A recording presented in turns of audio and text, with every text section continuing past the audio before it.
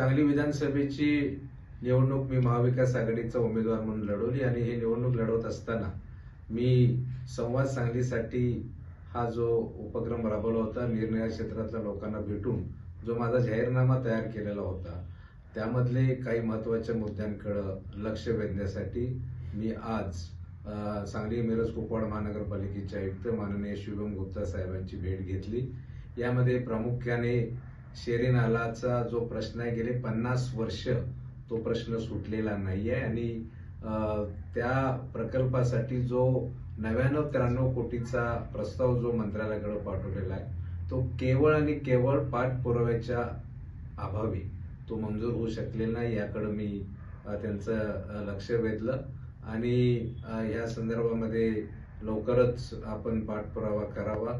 त्याचबरोबर आमदार सुधीर गाडगीळ यांनी सांगलीचा आमदार म्हणून या प्रश्नाकडे गांभीर्याने लक्ष दिलं पाहिजे, कारण नुकतंच शेरी नाल्याचे जे पंप बंद पडले, पुन्हा एकदा सांगलीकरांना दूषित पाणी प्यावं लागलं आणि अशा वेळेला या आता प्रश्नाकडे गांभीर्यानं पाहणं गरजेचं आहे, हे मी लक्ष वेधलं। माननीय आयुक्तांनी नवीन मंत्रिमंडळ तयार झाल्या या प्रश्नामध्ये पाठपुराव्या संदर्भामध्ये लक्ष घालण्याचं आश्वासन दिलेलं आहे। त्याचबरोबर दुसरा महत्त्वाचा मुद्दा जो आम्ही जाहीरनाम्यामध्ये दिलेला होता, तो की आपल्या जो नागपूर रत्नागिरी जो हायवे आहे, त्या हायवेला कनेक्टिव्हिटी आता फक्त इनाम धामणी गावातून आहे।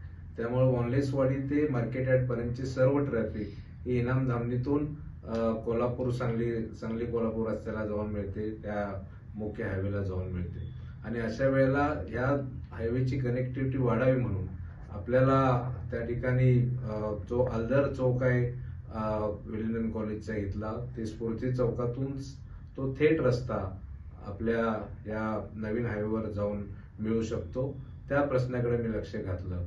त्याचबरोबर विजयनगर चौकातून आपल्या कोर्टाच्या पासून जो राहणारा रस्ता आहे, जो कुंभारमाळापासून पुढं, तोही रस्ता पुढं या रत्नागिरी नागपूर हायवेला मिळू शकतो, याच्याकडे मी लक्ष वेधलं। त्याचबरोबर सांगलीमध्ये नवीन पर्यटन स्थळ कोणतेही नाही, त्याच्याकडे मी लक्ष वेधलं।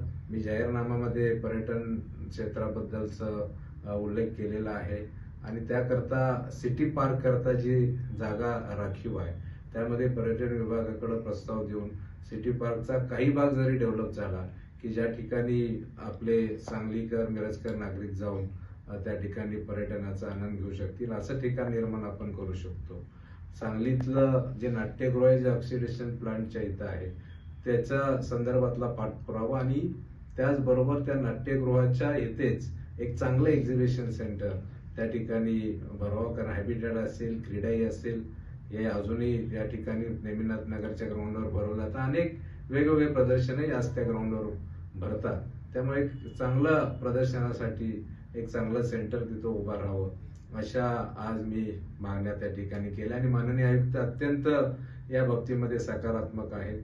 त्यांनी माझ्या या चांगल्या कल्पनेला आणि ज्या मागणीलाही त्यांनी चांगल्या प्रकारे प्रतिसाद दिला आणि लवकरच ते त्या संदर्भामध्ये कारवाई करतो असे त्यांनी आश्वासन दिलेलं आहे। माननीय आमदार सुधीर गाडगीळ हे पुन्हा नव्यानं आमदार झालेले आहेत, त्यांना मी शुभेच्छा देतोच।